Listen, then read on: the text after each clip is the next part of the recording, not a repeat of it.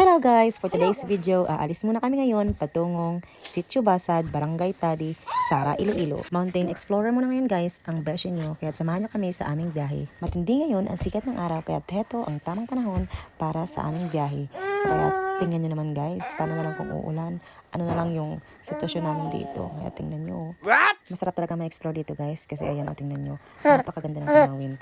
Masarap pa ang simoy ng hangin. First time ko talagang pumunta dito guys, kaya hindi ko alam kung ano yung mga dadaanan namin. Akala ko malapit na yung pupuntahan namin, kaya sumama ako. Ay, ito pala, 2 hours pala yung biyahe namin bago marating yung basa. Pero worth it naman ang pagpunta ko dito guys, dahil sa mga nakikita ko. Ang ganda ng mga, yung tipong akala mo biyaheng langit ang sinamahan mo. As you can see guys, the clouds meet the mountain. Feeling ko guys, malitong daan na tinahak namin. Akala ko ito yung daan patungong langit. Nag-enjoy talaga ako sa exploration namin sa araw na ito. At heto guys, nakarating na talaga kami sa aming pupuntahan. Heto guys, nakikita niyo kung gaano kaganda dito sa kanilang lugar. Pumunta ako dito guys para lang makipag-meet sa aking kaibigan. Kasi ganyan siya ka-special sa akin. At so wakas, nag-meet na lang kami ng kaibigan ko.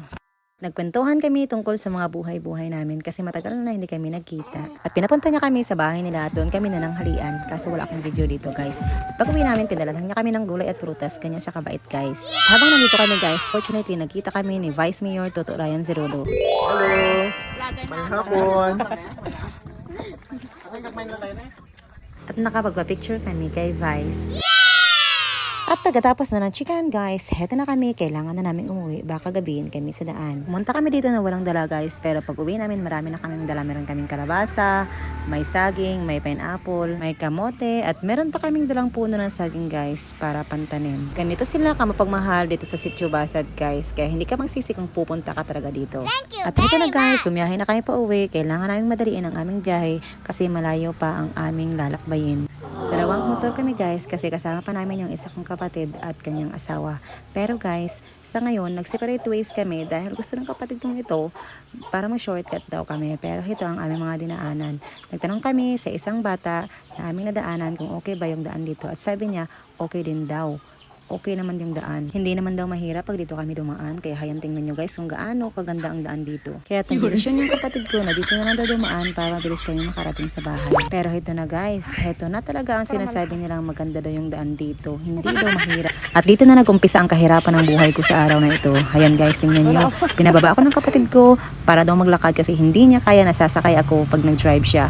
So no choice ako guys, kailangan kong maglakad at daladala ko pa tong saging kasi mahirap din naman na ikarga ito sa motor dahil hindi kaya. Gusto ko sanang bumalik doon sa dinaanan namin kanina nung papunta pa lang kami pero ayaw niya nang bumalik kasi malayo na raw ang aming pinanggalingan. Bakit ako yung hangin? Dahil pa kayo?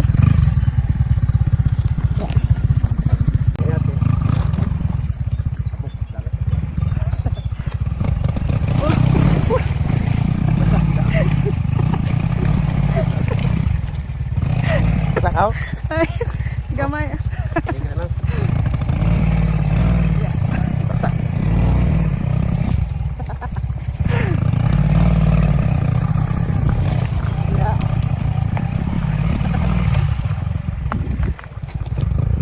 O diba, napaka-challenging ng araw ko ngayon guys. Mukhang nag-i-enjoy pa.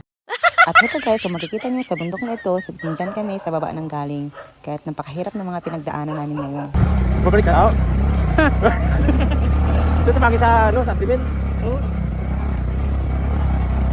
Malaki talaga ang tiwala ko sa kapatid ko kaya akala ko alam niya yung daan dito. Pero dumating kami sa punto na kailangan namin pumili sa dalawang daan kaya pinili niya ang right pero hindi pala yun.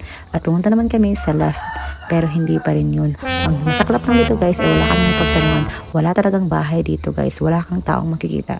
Kaya natatakot na ako baka gabihin na kami kasi pagtingin ko sa cellphone ko is 5:30 na. Malapit na talaga yung dilim at malapit na ang gabi guys. Kaya natatakot na talaga ako kung saan kami pupunta. At ayan guys, tingnan nyo. Wala talagang katao-tao dito sa daan na ito. Napaka-creepy talaga sa lugar na ito. Hindi na namin alam kung saan na kami pupunta. Hindi namin alam kung saan patutungo yung daan na ito. At buti na lang guys at meron kami nakasalubong na sasakyan. Hindi ko nga lang napictuhan yung pagtanong namin. Kaya heto na guys, nakapunta na kami sa daan na ito, sa tamang daan. At heto guys, ito na ang tamang daan na aming dinadaanan. Kung makikita nyo guys, ayan palubog na talaga ang araw. Malapit na ang gabi.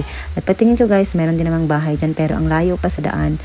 Wala ka talagang mapagtanungan dito. Kaya huwag padalos-dalos sa desisyon kung saan dadaan. Ang naisip ko dito guys, paano na lang kung maubos yung gasolina namin? Paano kung masira yung sasakyan namin? Wala talagang tutulong dito sa amin, kaya napakahirap. Thanks God, at dito na nalampasan na talaga namin ang challenge sa araw na ito.